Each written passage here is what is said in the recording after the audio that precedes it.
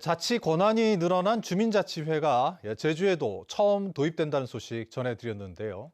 그런데 정부가 주민자치회 표준 조례를 개정하면서 업무 처리를 지원하는 전문 인력을 둘 수 없고 또 주민총회와 자치계획 수립도 의무가 아닌 선택사항으로 규정돼 있어서 제도 보완이 필요하다는 지적입니다.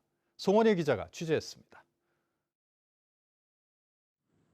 울산시 중구에 있는 태화동 주민자치회. 출범한 지 4년째인 지난해 다시 주민자치위원회로 돌아갔습니다. 인근에 있는 또 다른 2개 동에서도 주민자치회 지위를 포기했습니다. 해마다 주민총회를 열고 사업 계획과 예산 수립, 결산을 해야 하는 일이 쉽지 않았기 때문입니다.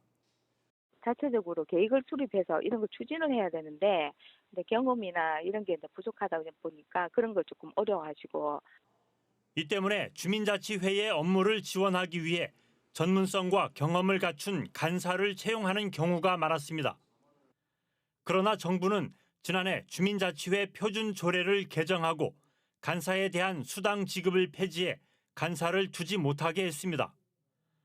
또 반드시 주민총회를 열고 자치 계획을 수립해야 한다는 의무 규정을 선택 사항으로 완화시켰습니다. 이달 초 제정된 제주도 주민자치회 운영 조례에도 정부 방침이 그대로 적용됐습니다. 주민자치회의 업무를 처리할 간사를 두는 조항은 찾아볼 수 없습니다. 주민총회는 연 1회 이상 개최할 수 있고 자치계획도 매년 수립할 수 있다는 선택 사항으로 돼 있습니다. 그러나 경남 밀양시는 정부 권고에도 불구하고 간사와 사무국을 설치해 급여를 지급하고 주민총회와 자치계획 수립을 반드시 하도록 고수하고 있습니다. 주민자치회가 실질적인 역할을 하려면 그에 따른 예산과 인력이 뒷받침돼야 되는데 지금 상황은 이제 그렇지 못하고 있기 때문에 제도 개선을 통해 가지고 예산과 인력을 뒷받침할 수 있도록. 제주에 새롭게 도입되는 주민자치회가 중도에 멈추지 않고 튼튼히 뿌리내리기 위해서는 제도 보완이 시급히 뒤따라야 할 것으로 보입니다.